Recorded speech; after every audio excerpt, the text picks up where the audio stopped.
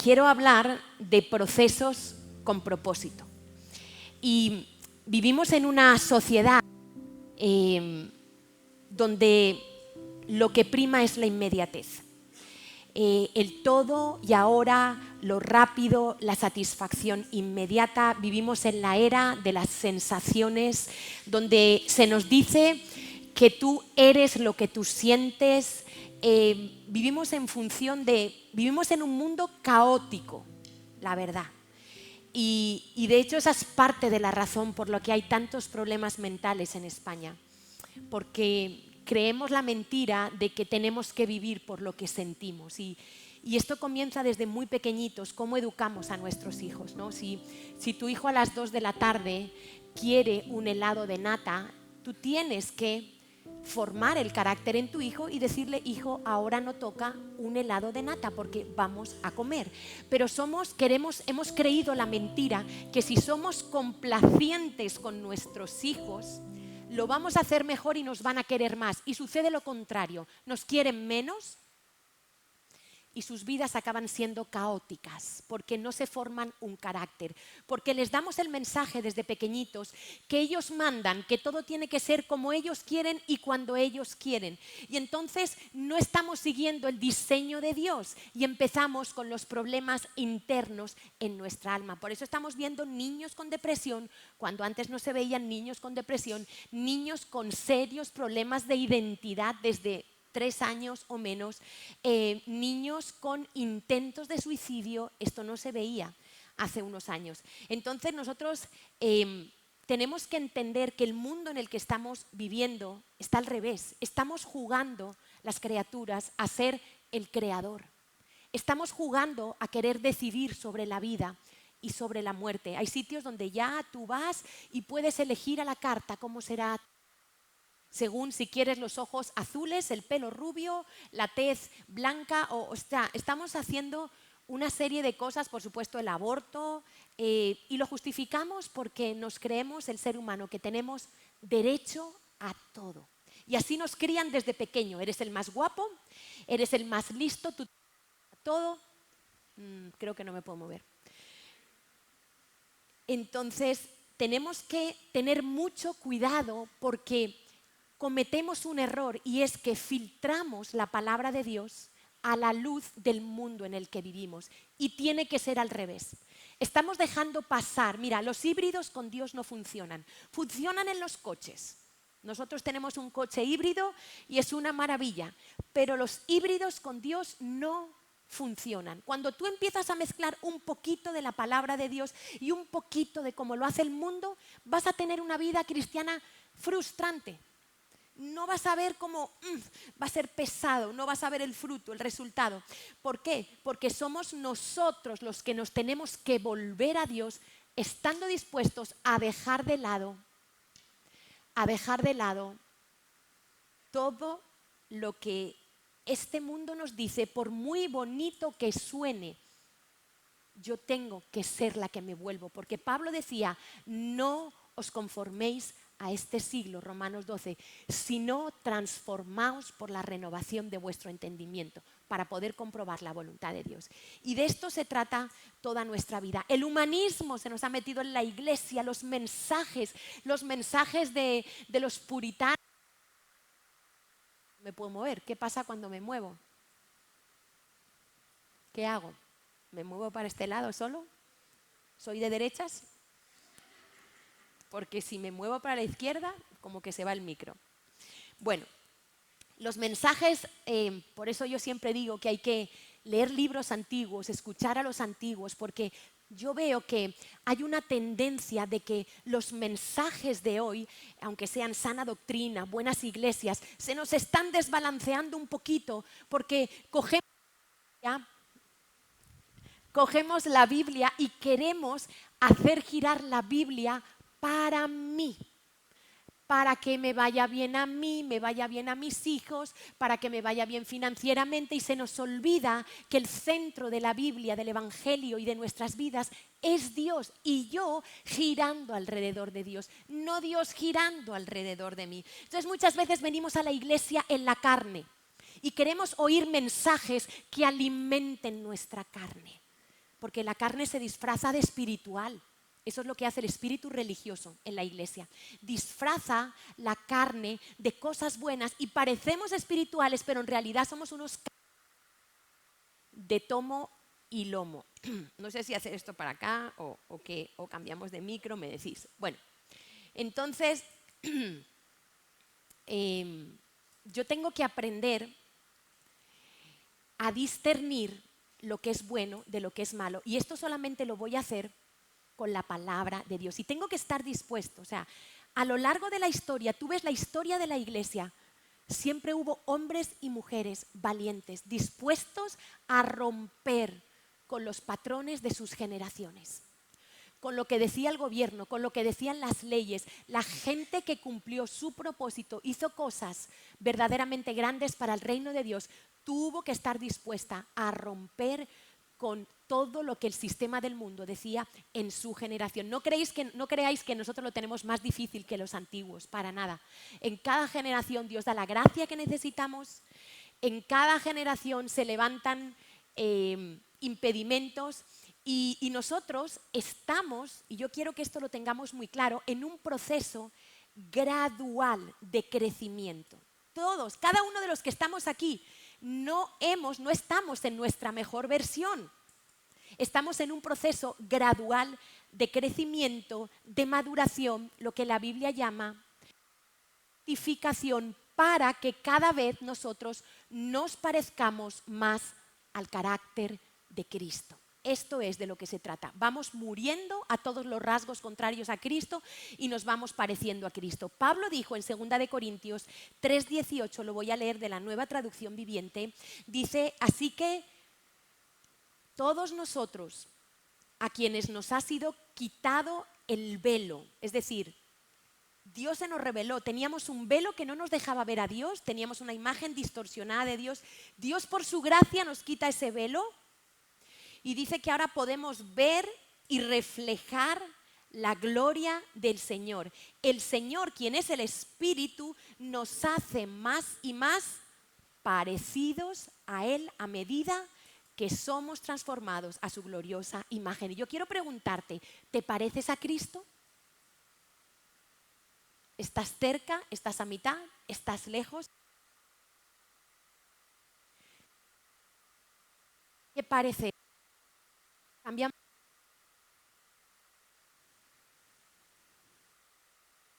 Es que tu vida y la mía se tiene que parecer cada vez más a Cristo, ¿vale? Ese es el proceso, lo que la Biblia también lo llama la santificación. Y como somos, vamos a tener que pasar por tiempo y nos cuesta, porque hoy es todo aquí y ahora. Lo queremos todo en el momento que lo queremos. Queremos satisfacernos.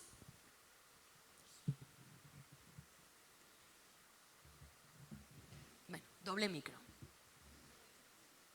por si acaso. Queremos satisfacernos en el momento, lo queremos ya, y los procesos van a requerir paciencia. Así que hoy te puedes decir a ti mismo, voy a tener paciencia conmigo, y hoy le puedes decir a tu hermano que está al lado, voy a tener paciencia contigo. Lo puedes hacer, como un acto de generosidad y de fe. Muy bien. Y a mí me encanta el redil. Me encanta el redil, os explico por qué. Y lo voy a explicar de una manera práctica. Dios es un Dios tan sencillo y tan práctico. A veces nosotros hacemos la imagen de un Dios místico, un Dios que solo se mueve cuando estamos en la iglesia levantando nuestras manos. No, Dios es el Dios de la vida. Dios está permanentemente en aquellos que son sus hijos. Y Dios, tú eres tan iglesia cuando estás en tu casa como estás aquí. Cuando estamos en el redil, jugando, participando, somos igual de iglesia que cuando estamos aquí. Tenemos una mentalidad muy religiosa y hemos metido a Dios en una caja de cerillas. Entonces, a mí me encanta el redil porque en el redil Dios comienza a trabajar. El redil es un quirófano. Y cuando digo un quirófano es porque Dios, como un buen médico, mete su bisturí de manera cuidadosa hasta llegar a lo más profundo y empezar a extirpar aquellas cosas que son tan peligrosas, que están ahí, que quizá no las hemos visto, que están latentes y que solo se manifiestan en determinados momentos. Pero ese médico perfecto, ese cirujano, mete su bisturí y cuidadosamente empieza a extirpar esas cosas que nos impiden crecer, parecernos a Cristo, y que no solo eso, impiden los propósitos de Dios en nuestra vida. Y muchos tenéis testimonios tan sencillos, a lo mejor otros esperarían, no, yo estaba orando y entonces vi un caballo blanco cabalgando y el que lo montaba. No, son testimonios sencillos. Mira, me cuentan, estaba dando clase a los niños y me tocó dar un tema, y con el tema que me tocaba dar, Dios me habló, y cuando veía a los niños me veía como en un espejo y Dios me decía, así haces tú. Cosas tan sencillas. O de repente te ponen a trabajar en la cocina y tú tienes un trauma porque cuando eras pequeño se te cayó una olla, algo te pasó, y en ese tiempo de cocina Dios sana tu vida. Cosas tan sencillas y tan cotidianas. Ese es nuestro Dios. Dios es el Dios de la vida. Cuando la gente empieza en el redil, por ejemplo, que nos disfrazamos, trabajamos en un equipo, una persona me decía, estoy volviendo a ser un niño. Porque en el camino, los afanes de la vida, las preocupaciones, nos empezamos a llenar de amargura, de decepción, y se nos olvida disfrutar la vida. Y alguien me decía, he vuelto a ser como un niño en el redil, ¡qué guay! Todos disfrutamos, nos reímos, hacemos el payaso, unos mejor, otros ganan, otros casi ganan, pero quedamos segundos, pero no pasa nada, por un voto no pasa nada, hay que orar desde ya para el año que viene. Y allí nos volvemos como niños, aprendemos a trabajar en equipo, surgen los problemas, claro. Allí tú crees que no tienes envidia y de repente ves que ponen a dirigir un equipo a una persona de tu célula que lleva menos tiempo que tú. Y tú dices, ¿cómo ponen a menganita o a menganito a hacer esto? Yo lo haría mejor. Y Dios empieza a tratar tu orgullo, tu envidia, tu rebeldía, porque cuestionas las autoridades, cuestionas las decisiones, y ahí te das cuenta y dices, wow, yo no sabía que tenía esta porquería en el corazón. Y muchos me cuentan ese tipo de tratos en el corazón, y es el trato de Dios sobre nuestras vidas. Y es tan bonito porque Dios siempre nos está rompiendo los esquemas mentales. Y los propósitos de Dios son propósitos, quiero que sepas, de bondad, dice la Biblia. Pablo le decía a los tesalonicenses, oraba, no lo vamos a leer, pero si alguno lo quiere, está en 2 de Tesalonicenses 1. Pablo oraba para que en los tesalonicenses se cumpliera todo propósito de bondad de Dios.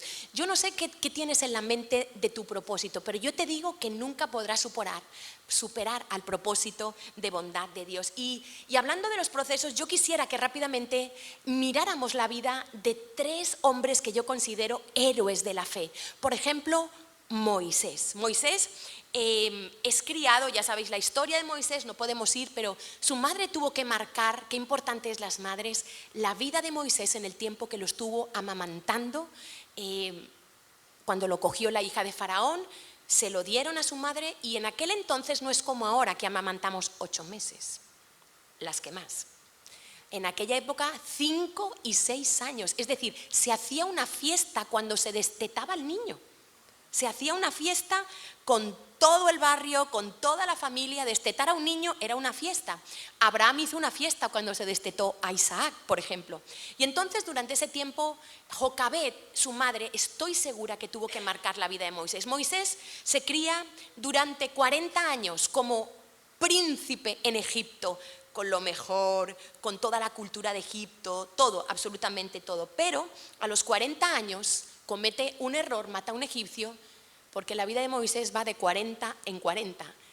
Y es enviado, se va a un desierto, al desierto de Madián. Allí se casa, trabaja para su suegro Jetro, y durante 40 años se dedica a cuidar el rebaño de su suegro.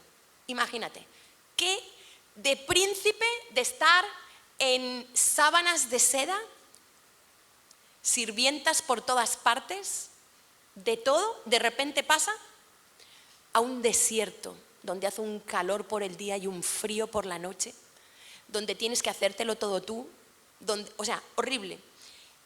Y cuando él lleva otros 40 años en ese desierto, Dios se le aparece como en una zarza ardiente y le habla: Moisés, yo te he escogido para que libertes a mi pueblo, he oído el clamor. Y si alguno quiere saber cómo reacciona el melancólico, que vea la conversación de Dios con Moisés.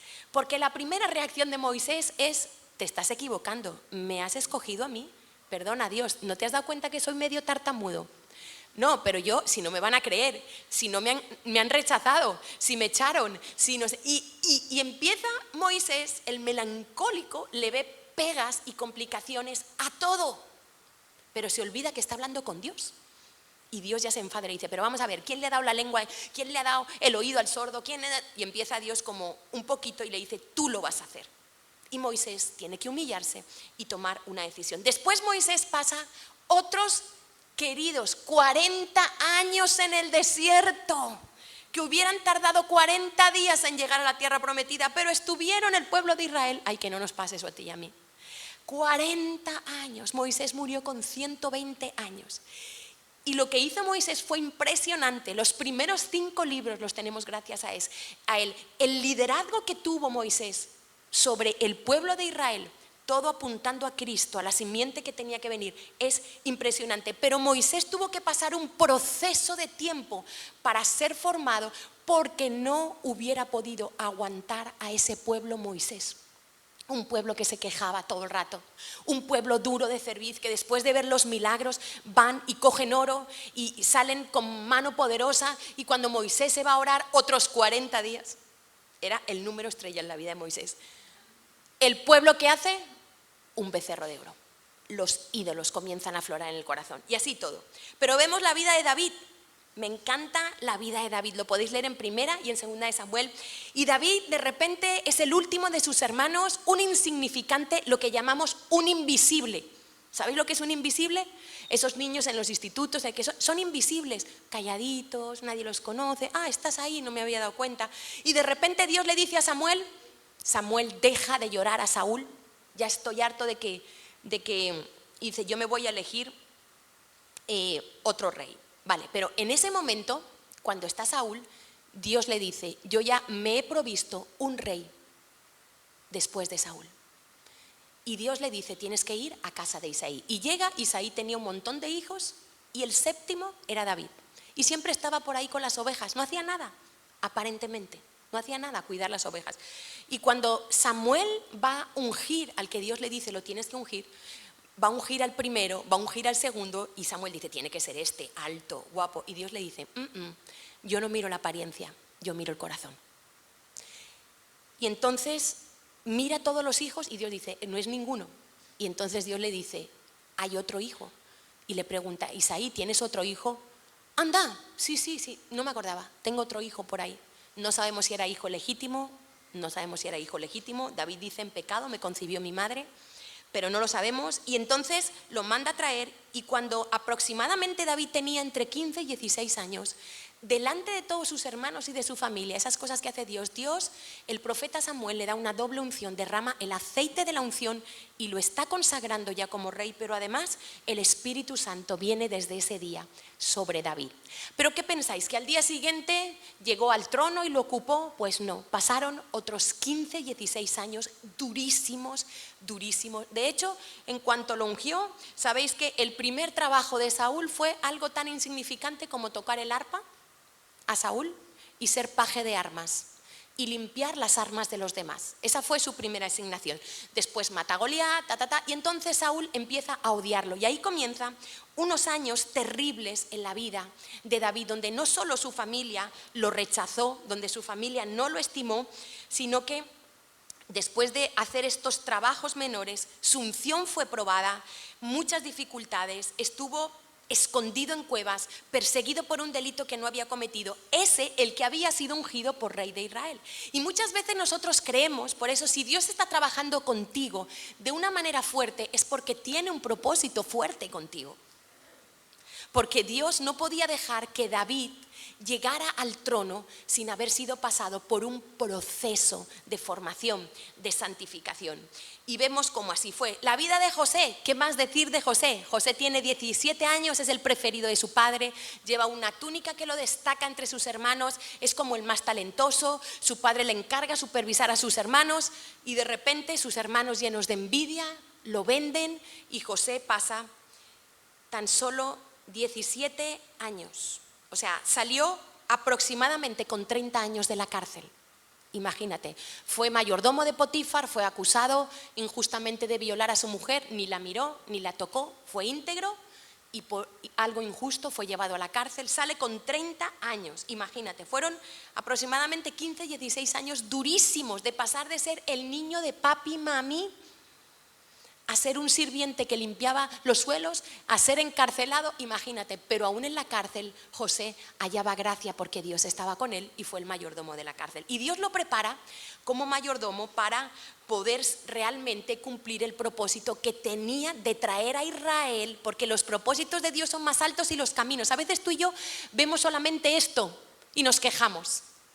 Pero José, lo que Dios estaba haciendo no era eso. Dios estaba pensando en algo más grande y necesitaba formar el corazón de José, que pudiera perdonar a sus hermanos, que pudiera gobernar sobre Egipto para salvar a Israel. Y no nos gustan los procesos, ¿verdad? Y en estos procesos yo quiero hablar de algo porque tú y yo tenemos que ser muy intencional y es en saber tratar con nuestras emociones. Esta mañana cuando estábamos adorando, Dios me mostraba una visión muy gráfica, se me la pueden poner, y es una carrera ahora que están las famosas Olimpiadas, una carrera de obstáculos. Yo no sé si habéis visto alguna vez una carrera de obstáculos, me imagino que sí. ¿A cuántos han visto una carrera de obstáculos? Bueno, muy bien, aquí lo tenemos. Entonces son una serie de corredores que hasta llegar a la meta tienen que saltar muchos obstáculos. Bueno, Dios me mostraba que así es nuestra vida cristiana. Tenemos muchos obstáculos y muchas veces esos obstáculos tienen que ver con nuestras emociones. Nuestras emociones o juegan a nuestro favor o juegan en nuestra contra. Y tú tienes que ver en tu vida dónde están las emociones. Porque mira, nosotros somos seres profundamente emocionales, pero más de lo que creemos. Los hombres también, lo que pasa es que lo manifiestan menos, pero somos profundamente emocionales. Dios es un Dios emocional. Dios siente, Dios está triste, Dios está contento, Dios siente ira. Dios es emocional. Dios no es un robot, ¿vale? Y tú y yo fuimos hechos a imagen y semejanza de Dios. Dios es espíritu, pero nosotros tenemos un espíritu, un alma donde residen las emociones y un cuerpo. Y las tres están perfectamente interactuando. Y hoy yo quiero que tú te preguntes cosas como: ¿me controlan las emociones a mí o yo las controlo? ¿Va mi cabeza y mi corazón alineado o a veces sé que tengo que hacer una cosa pero no siento hacerla? O al revés, siento que tengo que hacer algo pero sé que no debo hacerlo. No sé si os ha pasado alguna vez. ¿Deben de ir las emociones sentadas en el asiento del piloto o en el del copiloto? Son cosas que vamos a tratar de responder a través de 3 puntos muy sencillos, pero que quizá hoy van a arrojar luz en estos procesos en los que estamos de qué está pasando con nuestras emociones. ¿Será que nuestras emociones se están levantando como esas vallas para ser un obstáculo para que nosotros lleguemos a la meta? Y estos procesos yo quiero que entendamos, porque a veces en el caminar con Dios yo veo que ocurre un fenómeno. Dios nos bendice porque Dios es un Dios de bendición, aunque Dios también maldice. Esa parte a veces no la queremos leer, pero la Biblia habla que Dios también maldice. Pero Dios le encanta, Dios se deleita en bendecir a sus hijos. Y cuando Dios nos empieza a bendecir, nos da una casa, nos da un marido, nos da un trabajo, es como que olvidamos que ese no es el propósito final. Esa no es la meta. Eso entra dentro del pack. Porque buscando primeramente el reino de Dios y su justicia, Dios ha prometido, todo será añadido. Pero a veces nos quedamos en la bendición personal y se nos olvida seguir caminando hacia el propósito eterno de Dios. Entonces yo quiero que entiendas que Dios es un Dios de sanidad, Dios es un Dios de bendición, pero esa no es la meta. Ese es parte del pack de Dios, pero tú y yo tenemos que llegar a la meta. Es como si un corredor de estos a mitad carrera se queda abrazando una valla y hace su casita ahí. No, tiene que llegar a la meta. Estamos todos en un propósito más alto del que podemos entender hoy. Entonces, yo quiero que hoy pensemos sobre cómo estamos nosotros con nuestras emociones y qué papel ocupan ellas en nosotros. Mira, lo primero que yo quiero explicar es cómo funcionan las emociones y cómo se disparan. Nosotros estamos integralmente relacionados, espíritu, alma y cuerpo, ¿vale? Yo interactúo todo el tiempo sin darme cuenta con estas tres áreas. Por ejemplo, vamos a ver la estrecha relación que hay entre las emociones y nuestro cuerpo, ¿no? Entonces, por ejemplo, yo puedo sentir tristeza en mi alma. ¿Y a qué me puede llevar en el cuerpo la tristeza? Cuando uno está triste, ¿qué hace? Llora, fíjate, yo siento tristeza y ¿qué mecanismo? Es un misterio. Se desencadena en mi cuerpo, las glándulas de aquí comienzan a ser activadas y yo lloro. También puedo llorar de alegría, ojo, hay gente que llora de alegría cuando un hijo vuelve a casa, ¿verdad? Cuando le tocan la lotería, ¿sí? Nosotros tenemos algo mejor que la lotería, pero entonces, no sé si has llorado alguna vez por esa lotería de la salvación. Entonces, fíjate, tú sientes algo y tu cuerpo reacciona. Por ejemplo, el miedo. El miedo te puede llegar a bloquear y a paralizar, ¿vale? No sé si tenéis alguna. O la culpabilidad. La gente que se siente muy culpable puede llegar a que el cuerpo se enferme. Por ejemplo, el rey David dijo, mientras callé, se envejecieron mis huesos. Parece ser que el rey David estaba pasando por un proceso, quizás se sentía culpable y su cuerpo empezó a ser afectado por ese sentimiento de culpabilidad. Entonces hay una estrecha relación entre nuestras emociones y nuestro cuerpo. Pensemos, por ejemplo, hoy en día en las redes sociales. Cuando tú eres expuesto a las redes sociales, a pornografía, a juegos de violencia, tu cuerpo comienza a desatar un mecanismo normalmente malo. Y de hecho por esos ojitos te empieza a entrar la vanidad, la lujuria, tantas cosas que afectan tu cuerpo. De repente tú estás tranquilo, pero tú te expones a imágenes de hombres y mujeres ligeros de ropa, por ejemplo, y evidentemente en tu cuerpo se va a desencadenar un deseo sexual. ¿Sí o no? No oigo nada. ¿Sí o no? Aquí hay que hablar, ¿cómo dicen en plata? No sé cómo dicen. En España se dice las cosas claras, ¿cómo es? Y el chocolate caliente. Bueno, espeso, eso, y el chocolate, ya lo estoy mezclando. Entonces, tu cuerpo reacciona en función de lo que tú sientes, de lo que tú ves. No seamos tan tontos de creer, ay, es que yo siento esto, ¿no? Pero ¿por qué sientes esto? ¿Qué has estado haciendo antes? Entonces yo tengo que ser honesta conmigo misma. ¿Por qué yo estoy siendo gobernada por esta emoción? ¿Por qué mi cuerpo está bajo este dominio? Por ejemplo, vamos a ver la relación entre las emociones y los pensamientos. Porque en realidad nuestras emociones tienen una estrecha relación, escucha esto, con cómo percibimos nosotros la realidad, que puede ser verdad o mentira. Explico esto. Yo puedo tener una perspectiva de un problema real o tener la perspectiva de un problema que no existe y que yo creo que existe. Por ejemplo, cuando Jesús estaba en Getsemaní, ¿os acordáis el sufrimiento que él tuvo? Fue tan fuerte el sufrimiento que él empezó a sudar gotas mezcladas con sangre, sangre con sudor, ¿vale? Entonces, porque él sabía lo que le esperaba en unos instantes, él sabía que iba a ir a la cruz, iba a cargar el pecado iba a apartarse de Dios por un momento y eso le estaba produciendo un sufrimiento, sabía que iba a cargar sobre sí la copa de la ira de Dios y eso produjo en su cuerpo, esos pensamientos, una reacción, pero era frente a una realidad que sí existía. Ahora, por ejemplo, un día Marcos estaba solo en casa, nos llama por teléfono: mamá, papá, hay un ladrón en casa. Metido en la habitación, en el baño cerrado hay ruidos, lo estoy oyendo ahora, hay un ruido, hay un paso. Bueno, Marcos entró en pánico. Su padre tuvo que ir corriendo. No, Marcos, voy para allá. A ver, sí, mamá, hay alguien en casa, estoy oyendo todo. Y frente a una perspectiva que él creía real, él estaba sufriendo. Y resulta que cuando su padre llegó a casa, lo que había pasado es que había un ukelele que lo habían hecho y se había empezado a despegar, no sé si del calor, y caían las piezas, ¡pum! Y hacía ruido, ¡pum! Y hacía mucho ruido, y ¡cling! Y sonaba una cuerda, y ¡clang! Y entonces él, no, hay alguien en casa, claro, no había nadie, y él oía eso y dice, entonces, imagínate cómo nuestros pensamientos afectan lo que sentimos.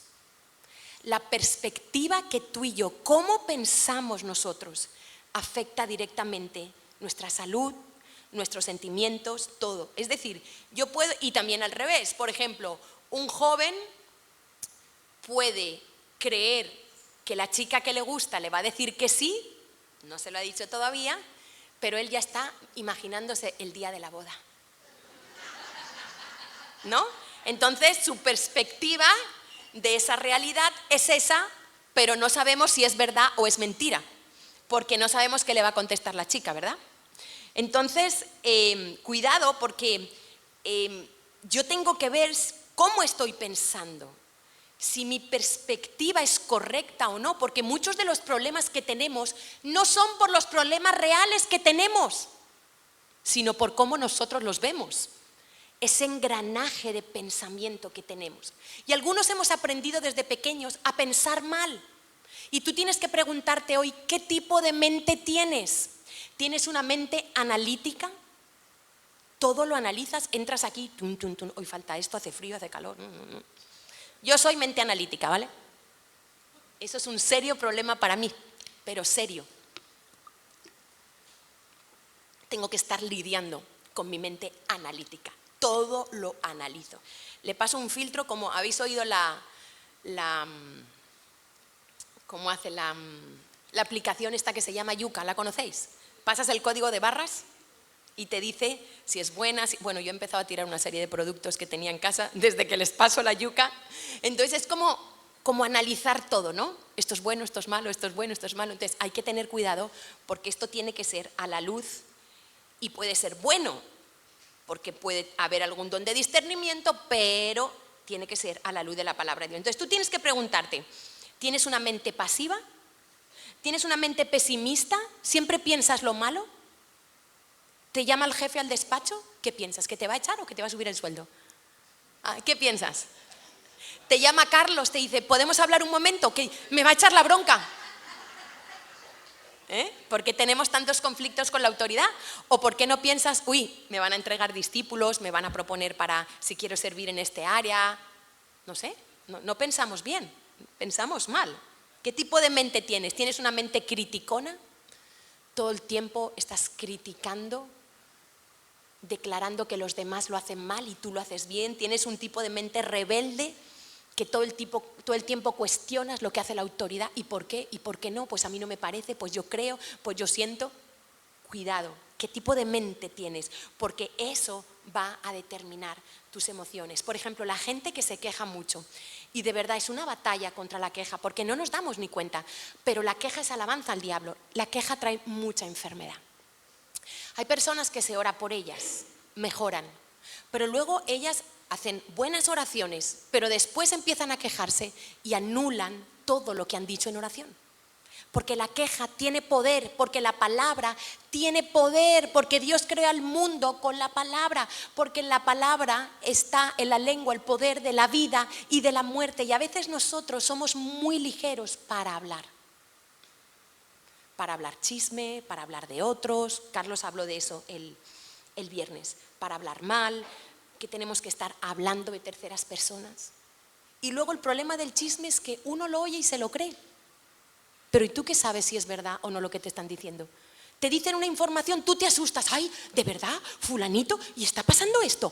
¡Ay, no me lo puedo creer! ¿Y resulta que es mentira? Ya caíste en la trampa. No creas todo lo que oyes. Aléjate de las personas que están llevando y trayendo, hablando de terceras personas que no están presentes. Identifiquemos el chisme, porque es la potestad de la división que hay en Cataluña. Y la iglesia se afecta por este espíritu de división. Y tenemos que pelear. No nos damos ni cuenta, porque como somos tan carnales, vemos a alguien, ¡ay, es que te quiero contar! ¡Pura carne! Ahí no está el espíritu es prudente. El espíritu le pregunta al Señor, ¿hablo o no hablo? ¿Digo o no digo? Y nosotros vamos tras, ay, para que vean que yo lo sé todo. Para que vean que yo soy importante en la iglesia, porque mira, me entero de todo. ¿Qué nos motiva a tanto chisme? A estar diciendo, yo digo, ¿no tenemos bastante con nuestros problemas? Que tenemos que estar hablando de los problemas. Me pregunto yo, no sé, porque yo solo con mi vida ya tengo para entretenerme. Ya con los discípulos ni te cuento. Entonces digo, no sé, no me queda tiempo para eso. Entonces, cuidado, porque tus emociones se disparan, ¿de acuerdo? Es decir, el cuerpo, tu alma manda unas señales que acaban produciendo en el cuerpo una serie de emociones.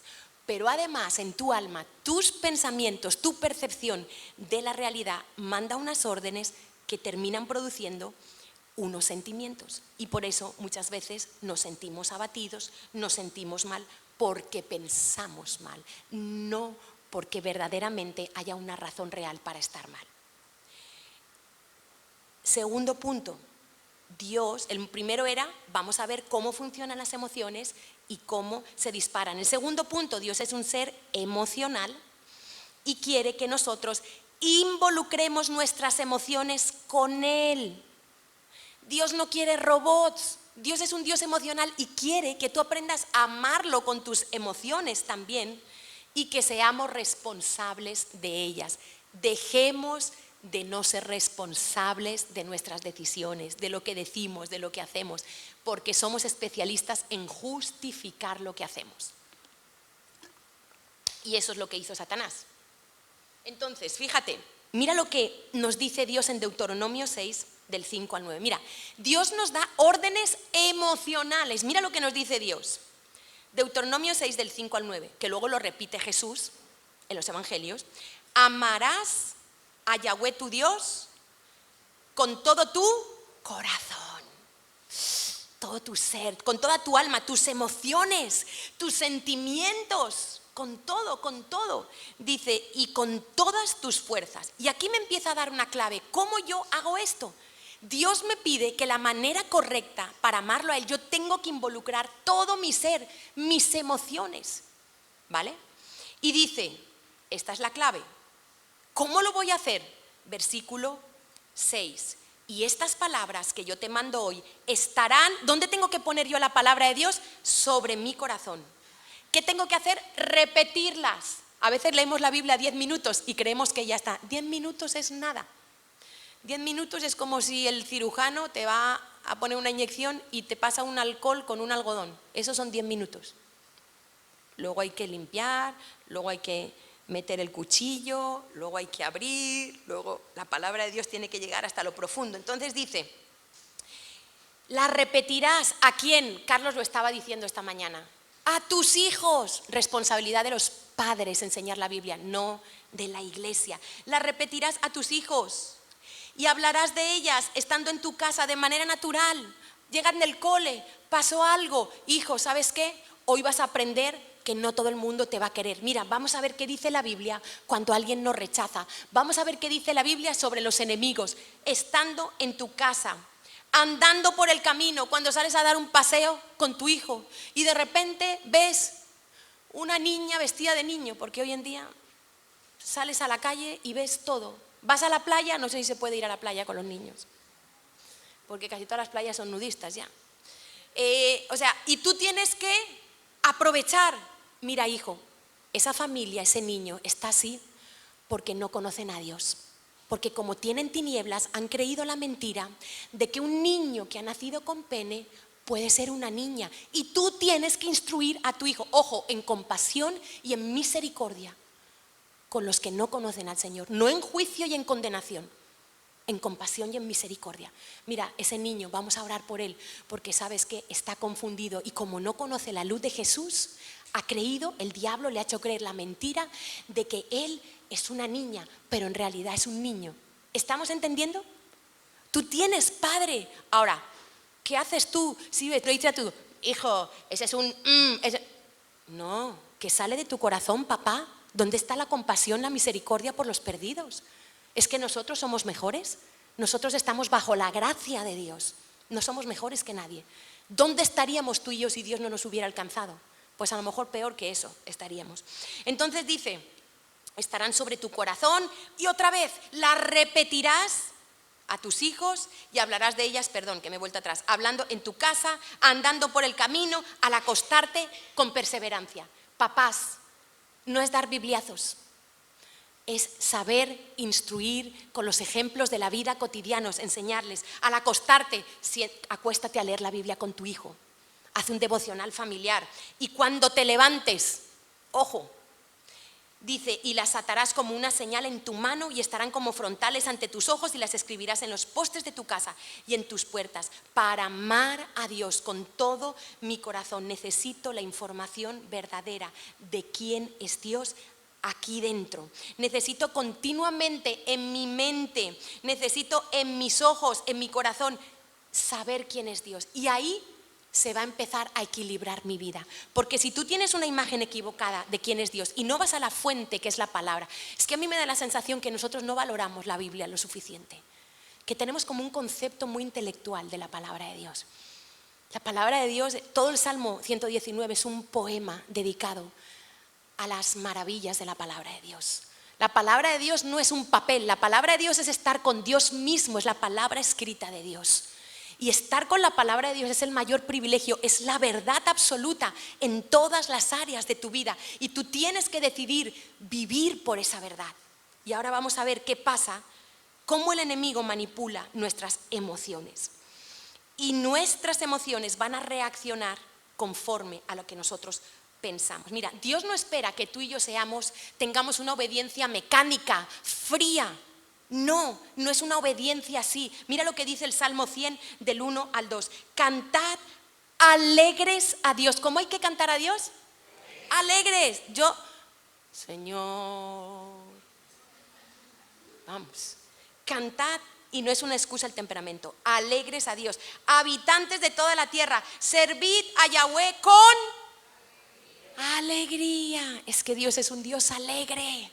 Dios es un Dios que le va a la fiesta, pero no de tu cultura, de esa cultura de bailecito sensual, de musiquita con lujuria. No, Dios le va a la fiesta sana, ¿vale? Por eso nos gustan las fiestas, por eso nos gusta bailar, porque es el diseño de Dios, pero el diablo lo imita hacia lo malo. Entonces Dios dice, venid ante su presencia con regocijo, con deleite. Dios quiere que disfrutemos la vida. Dios no quiere que seamos unos cristianos aburridos y legalistas. Ahora, hay que hacerlo bajo los límites que Dios. Tú no tienes que irte a una discoteca para alegrarte cantando, ¿vale? En la casa de Dios, en tu casa te pones alabanza. ¿Sí estamos entendiendo o no? Porque en una discoteca te va a ser profundamente difícil alabar a Dios, porque el ambiente espiritual de una discoteca, que no es que sea en sí mismo, es que hay cosas que ya no es en sí mismo que sean pecado, no, es que si tú tienes madurez, tú sabes que ir a ciertos lugares a ti te van a oprimir. ¿Qué hay en una discoteca? ¿Crees que va a haber espíritu de santidad? ¿Va a haber espíritu de gozo, de sanidad? ¿Espíritus de lujuria? ¿Espíritus de adicciones? Espíritus de drogadicción, de alcoholismo? Eso es lo que hay. ¿Cómo tú vas a pretender en medio de eso disfrutar con Dios? El Espíritu Santo no puede ir a ciertos lugares con nosotros. Tenemos que ser maduros para eso. Pero Dios es un Dios que le va a la fiesta, que le va a la marcha, pero a la manera que Él. Dios quiere que seamos un pueblo alegre y quiere que disfrutemos la vida, y Él tiene que ser nuestro deleite. Los salmistas hablan mucho de emociones. Mira, por ejemplo, el Salmo 18, del 1 al 3. Mira lo que le dice, la declaración de amor que le hace el salmista. Dice: te amo, oh Yahweh, fortaleza mía, te amo. No se le dice te amo solo al enamorado y a la enamorada. A Dios, papá, te amo. Tú le puedes decir a Dios, te amo. A ver, te amo. Ah, bueno, vamos a calentar motores. Vamos a calentar motores. Entonces dice: Yahweh, roca mía, castillo mío, mi libertador, Dios mío, fortaleza mía, en Él confiaré, mi escudo y la fuerza de mi salvación, mi alto refugio. Invocaré a Yahweh, quien es digno de ser alabado, y seré salvo de mis enemigos. Entonces, ¿por qué él le habla así a Dios? Porque el salmista le está expresando a Dios por la percepción correcta que tiene de quién es Dios. Conocía la palabra de Dios. Ahora, ¿cómo surgen en nosotros los sentimientos de misericordia y de amor hacia los demás? Porque ¿cuál es el gran mandamiento? Amar a Dios con toda nuestra mente, nuestro corazón, nuestras fuerzas, ¿y qué más? Y al prójimo se nos olvida, como a mí mismo. Puedes separar. Si amas a Dios, vas a amar al prójimo, y esta es la cruz. Vertical hacia Dios, amo a Dios con toda mi mente, mi corazón, pero horizontal, tiene que haber una cruz. Tengo que amar igualmente a los demás como a mí mismo. ¿Cómo muchas veces Dios hace para que nosotros seamos compasivos? Porque te digo una cosa, aún dentro del cuerpo de Cristo hay mucha dureza, hay mucha insensibilidad para la gente que sufre. A veces nosotros somos tan egocéntricos que mientras la bendición esté girando alrededor de nuestra casa, nos da igual otras personas. Y decimos, eso no me toca a mí. Y mira lo que le dijo Dios al pueblo de Israel. En Levítico 19:33. Cuando el extranjero morare con vosotros en vuestra tierra, no le oprimiréis. Como a un natural de vosotros tendréis al extranjero que more entre vosotros, y lo amarás como a ti mismo. ¿Por qué? Porque extranjeros fuisteis en la tierra de Egipto. Muchas veces Dios, y aquí vas a encontrar la respuesta de por qué pasamos por ciertas cosas. Porque para cumplir los propósitos de Dios, Dios tiene que golpear la dureza de nuestro corazón. Dios tiene que tratarnos a lo profundo, porque Dios le dice, tú vas a ser misericordioso con el extranjero, porque acuérdate que tú fuiste extranjero, acuérdate lo que sufriste siendo extranjero en Egipto, acuérdate cómo te trataban, tú no los vas a tratar así.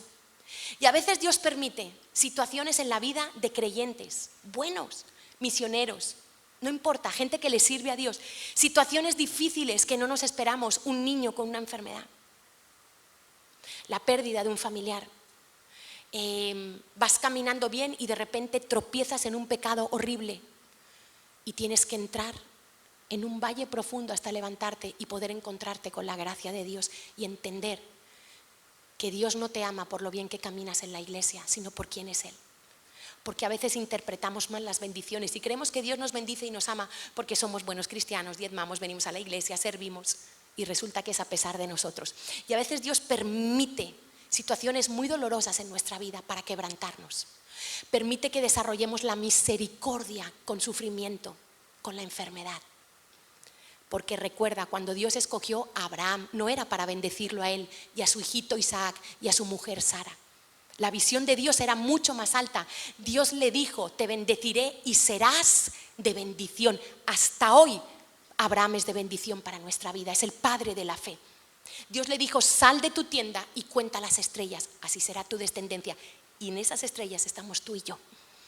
Porque a veces nosotros nos enfocamos tanto en nosotros que no le vemos el propósito, porque estamos mirando hacia nosotros. Ay, es que no me gustó, es que este trabajo, es que me dijo, es que mi marido, es que todo tiene un propósito. Pregúntale, Señor, ¿qué propósito tiene el sufrimiento que yo estoy teniendo ahora? La aflicción, la dificultad, la escasez, la enfermedad, porque es la única manera con la que Dios puede moldear nuestros corazones. Fíjate Habla mucho más de emociones la Biblia de lo que creemos. Romanos 12, Pablo da unas instrucciones tan concretas. Romanos 12:10. Amaos los unos a los otros con amor fraternal. Queridos y queridas, el amor hay que expresarlo. Tú no puedes ser un robot viniendo a la iglesia, no relacionándote con nadie. No, mi marido ya sabe que le amo. No, se lo tienes que decir todos los días. Y esposo, tú también. Llega a la iglesia. A ver, vamos a despertar. Llega a la iglesia, ama, expresa el amor, honra. Porque la iglesia es un lugar de relaciones. Algunos evadís las relaciones. Algunos venís a la iglesia y queréis cumplir con un culto religioso y os vais a vuestra casa. Perdón, la Biblia dice que el domingo es el día del Señor. Día del Señor, día, no mañana, día. Es el día del Señor, es el día de la congregación.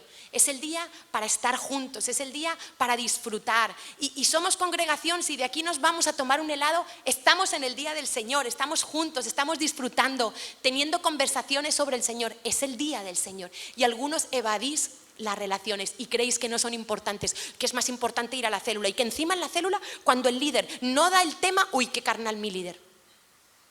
Religiosos. Y si Dios, porque aquí quien tiene que mandar es el Espíritu Santo, y si Dios ese día, por el líder que tú tienes, por el Espíritu, identifica, tiene una impresión y Dios quiere dar un giro y quiere hablar otra cosa, ¿qué más da que no sé del tema? ¿Quién eres tú? Enseguida juzgamos, enseguida metemos el cuchillo religioso, aquí falta Biblia, aquí, uy, y el evangelismo que lo han quitado en verano. Pues sí, en agosto quitamos el evangelismo, porque es bueno descansar, es bueno mirar en perspectiva, es bueno que valoremos lo que tenemos, es bueno que echéis de menos el yo ya estoy deseando volver a evangelizar, aunque uno puede evangelizar todos los días, por supuesto, y lo hacemos, pero salir como iglesia, y es bueno hacer un parón, es bueno, tranquilos, son procesos.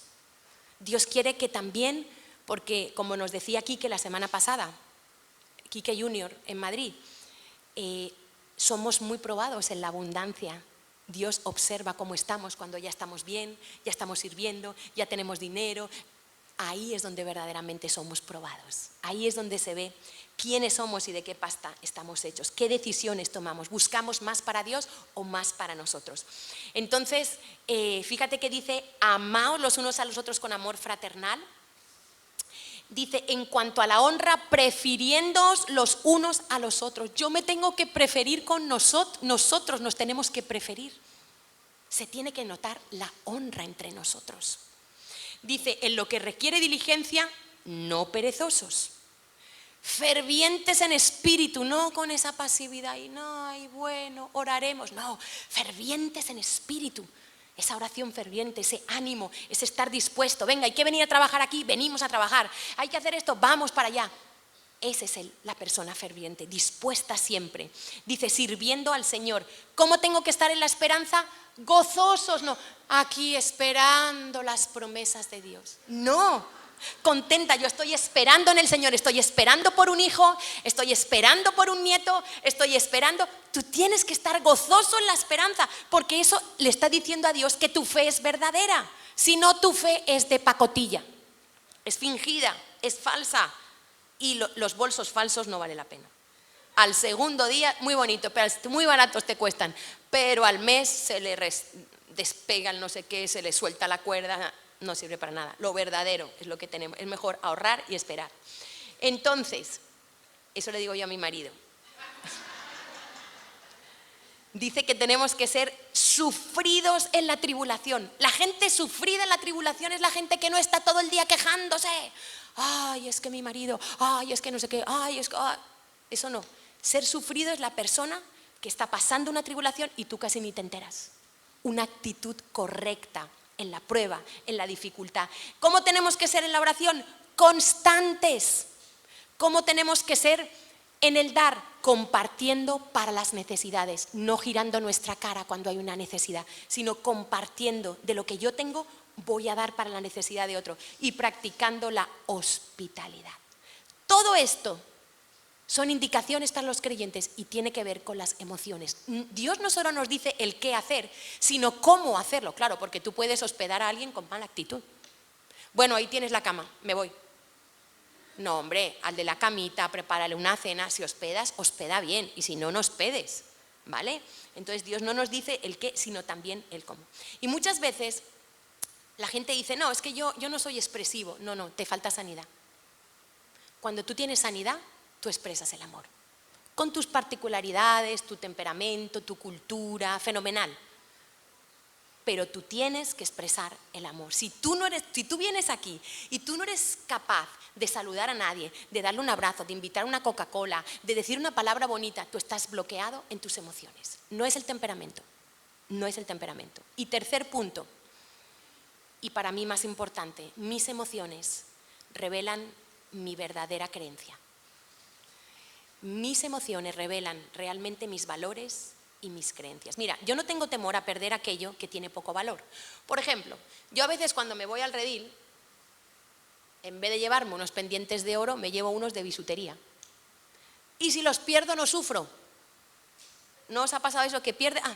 Eso no tiene valor. Pero imagínate que pierdes unos pendientes de 300 euros. Tu emoción no va a ser la misma, ¿a que no? Porque esos pendientes tienen más valor para ti.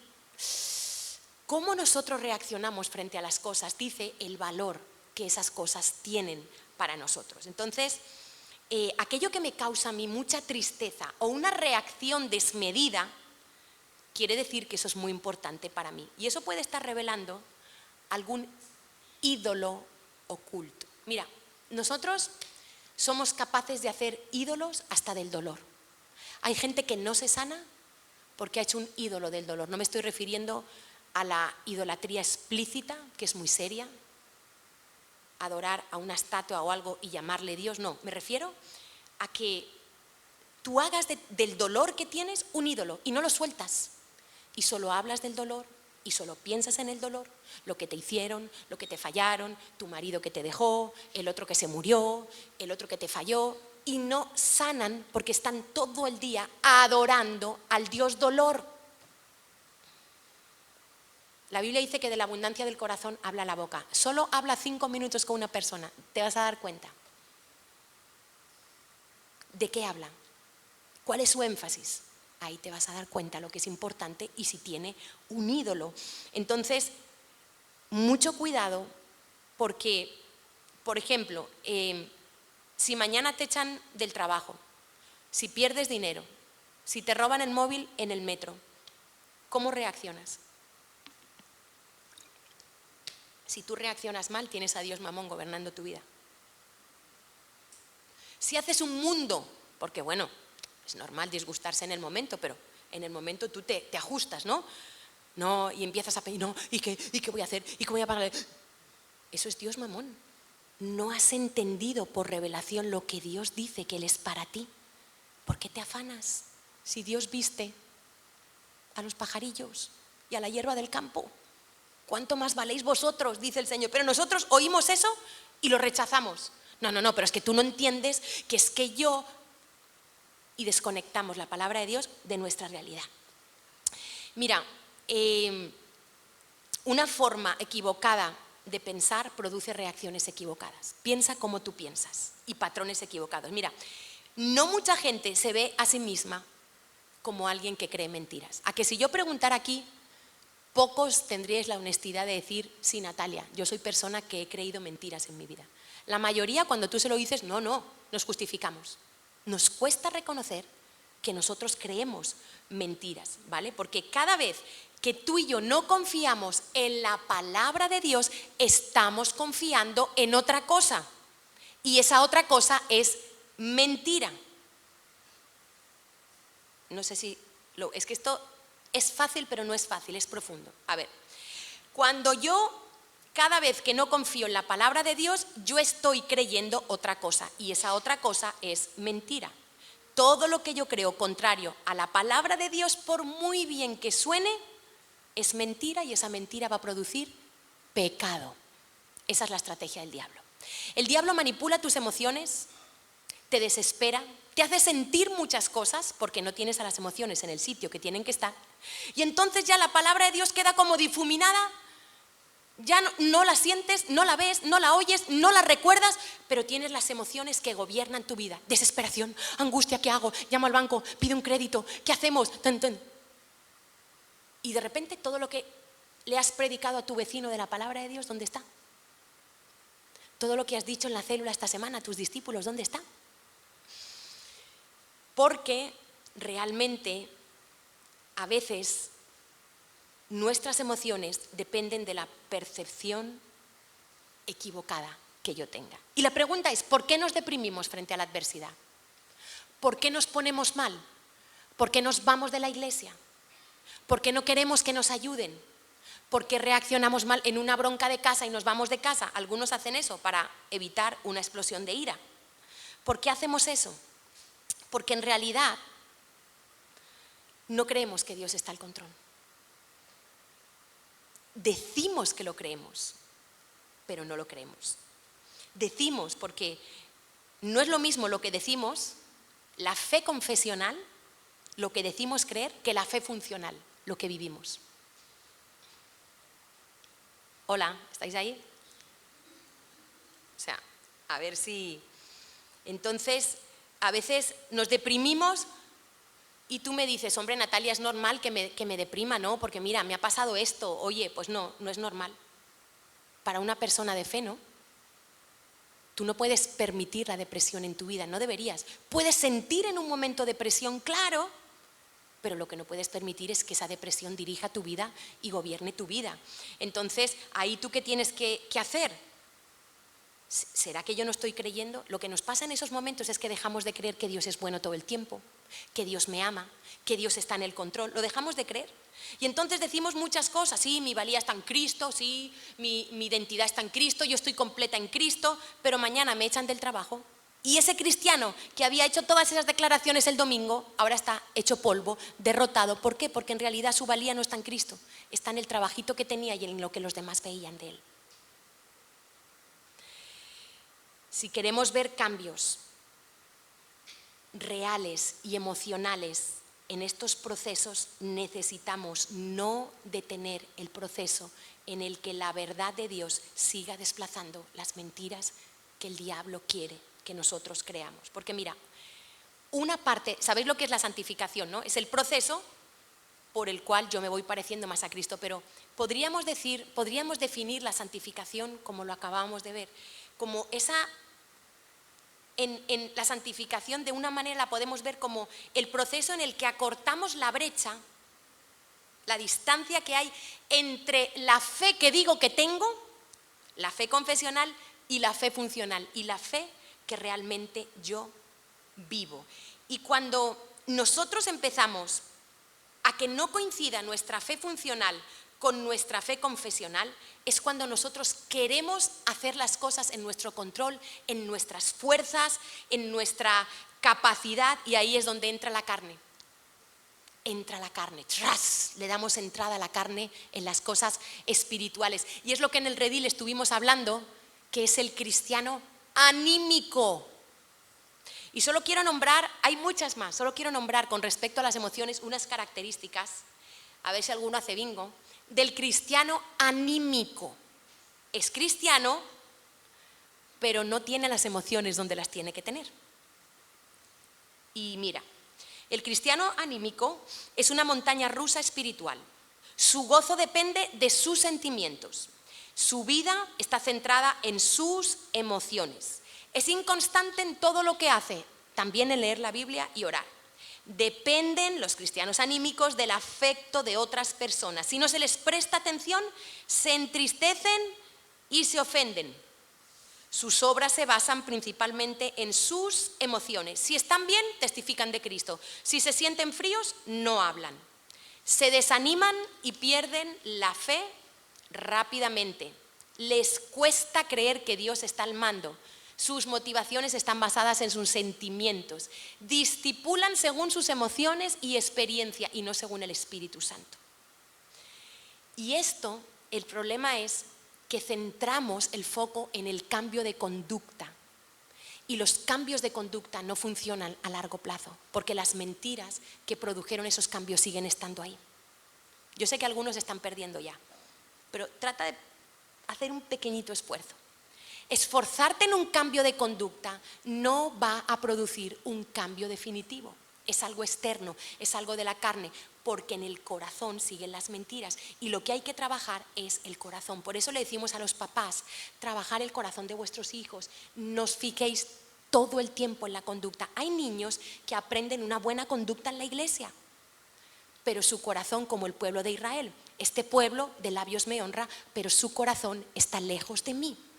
Hay cristianos que vienen a la iglesia y se comportan correctamente, hacen lo correcto, hablan lo correcto. Cuando el pastor les pregunta algo, le contesta lo que espera que el pastor espera.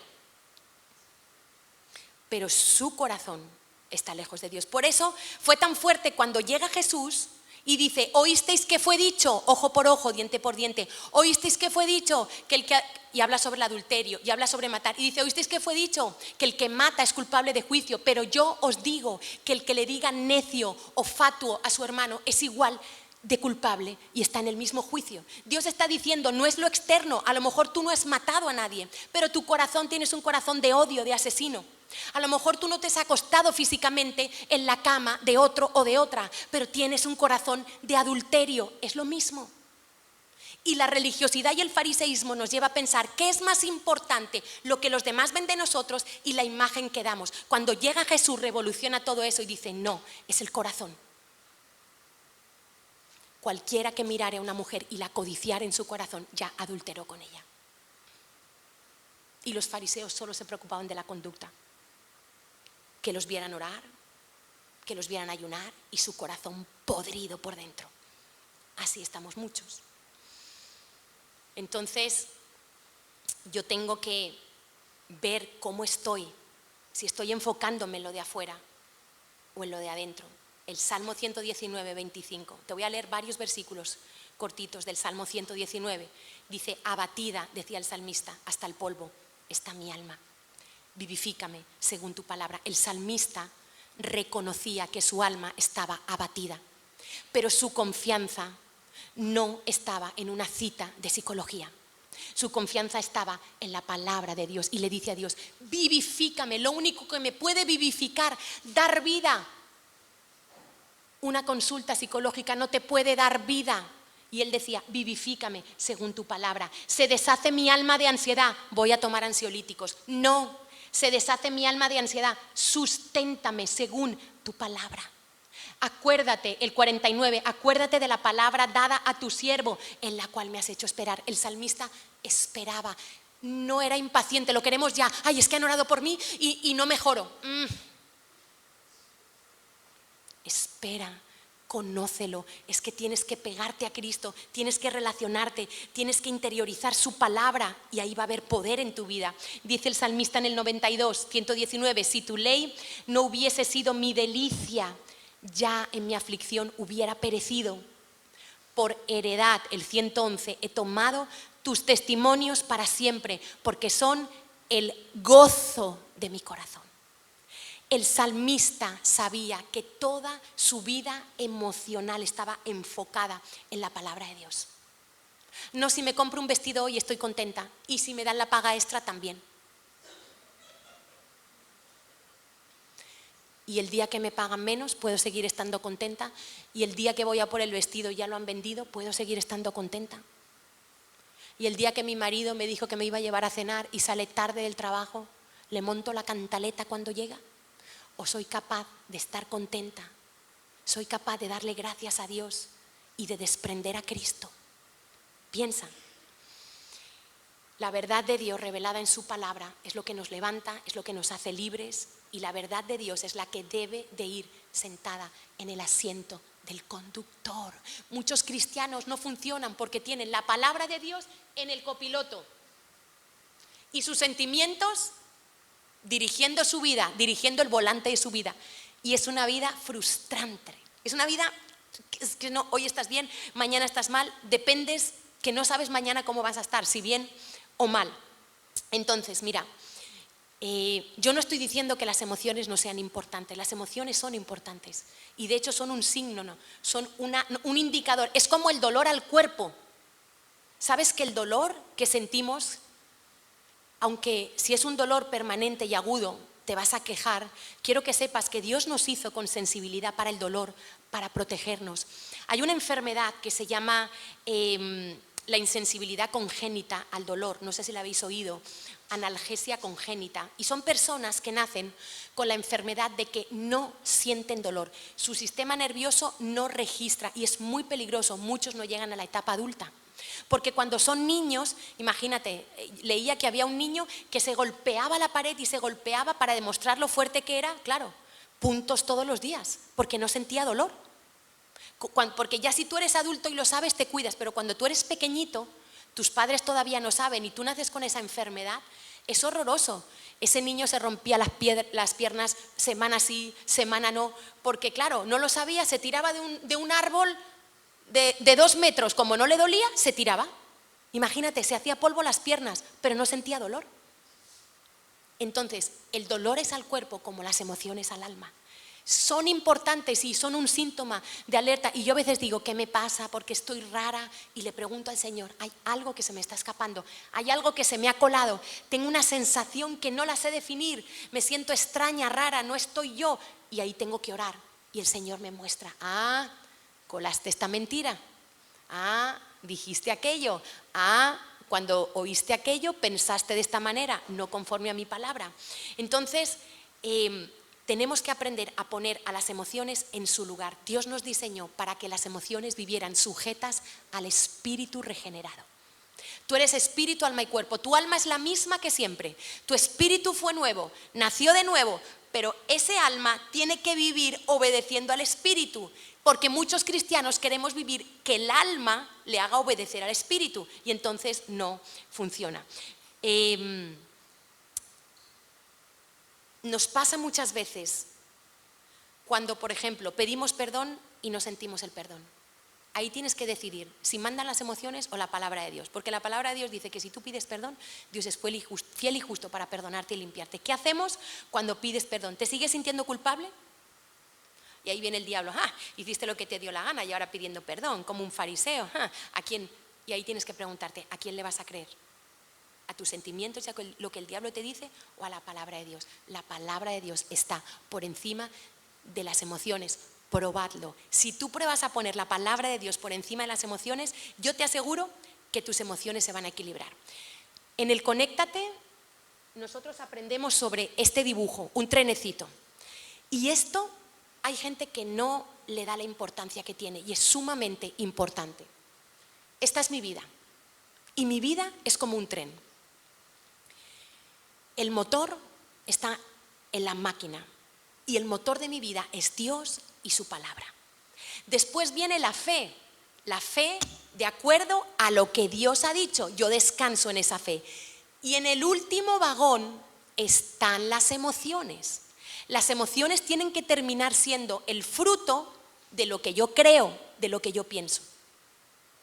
Nunca podría ir en el vagón, en la máquina, las emociones, nunca. Si tú tratas de vivir una vida que tire las emociones te matarán. Por eso hay tantos problemas mentales en España, porque queremos vivir por lo que sentimos. Solo hacemos lo que sentimos y nos volvemos esclavos de nuestras emociones. Y así es como tiene que funcionar nuestra vida. Yo tengo que predicarme, yo le decía esta semana en una célula, a la persona a la que yo más le predico es a mí misma.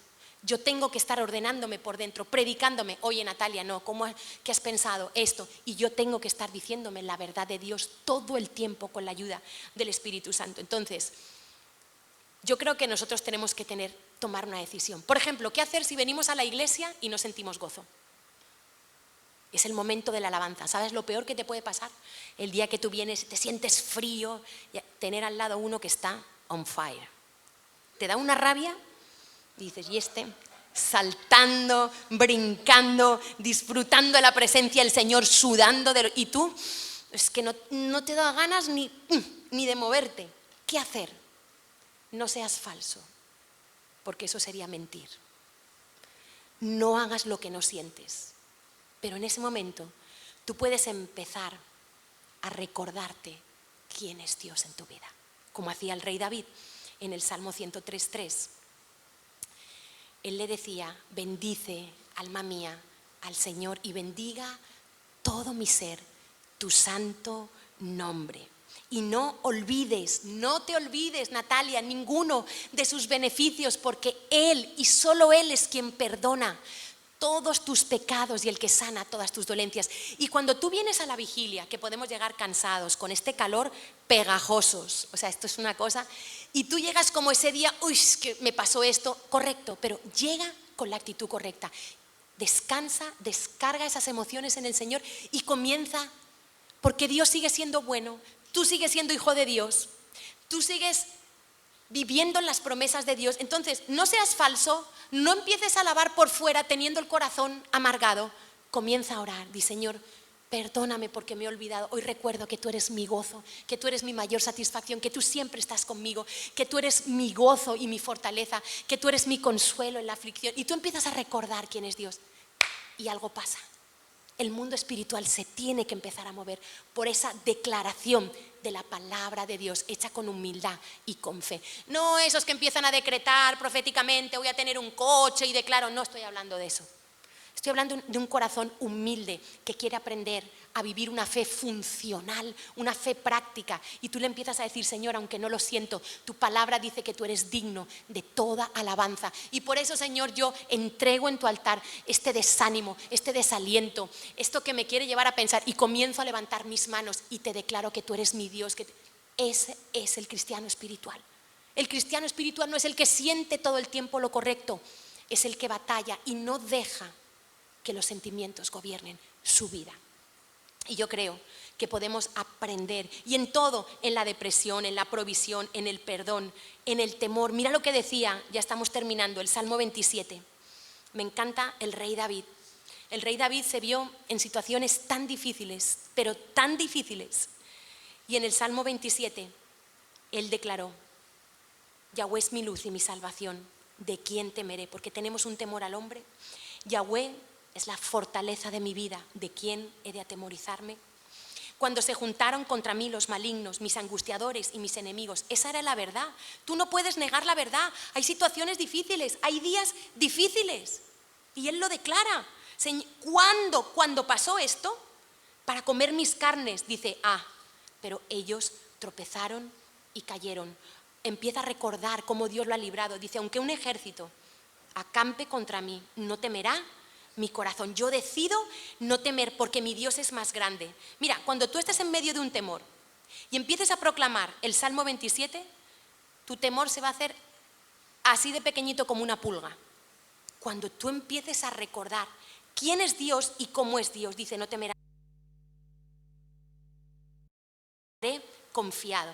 Y aquí dice: una cosa he demandado a Yahweh, esta buscaré, que esté yo en la casa de Yahweh todos los días de mi vida. Esto lo digo por los que dicen que venir una vez a la iglesia ya es mucho. Por los que dicen que venir 2 días ya es mucho. El rey David le pedía al Señor estar todos los días, de lunes a lunes, en la casa de Yahweh. ¿Para qué? Para disfrutar, no para ser un religioso, para contemplar la hermosura de Yahweh, para inquirir, para investigar, para meterme a lo profundo con Dios en su templo, porque Él me esconderá en su tabernáculo en el día del mal, me ocultará en lo reservado de su morada sobre una roca, me pondrá en alto, luego levantará mi cabeza sobre mis enemigos que me rodean, y yo sacrificaré en su tabernáculo sacrificios de júbilo. Júbilo, cantaré y entonaré alabanzas a Yahweh. En medio de una situación crítica de vida o muerte, el rey David alababa a Dios porque tenía una fe funcional, una fe real, porque sabía quién era Dios, porque no permitía que sus emociones gobernaran su vida. Y en el 14, a mí me parece que David se está predicando a él mismo. En el versículo 14, él mismo se dice: aguarda a Yahweh, esfuérzate y aliéntese tu corazón, espera a Yahweh. Y yo creo que nosotros podemos empezar a entrenar nuestras emociones, a decir: Señor, ¿qué lugar le he dado yo a las emociones? Porque si no pasamos por estos procesos, lo grave es que el propósito eterno de Dios no se cumplirá ni en tu vida ni en mi vida. Repito, el fin no es tu bendición, eso está dentro del propósito de Dios.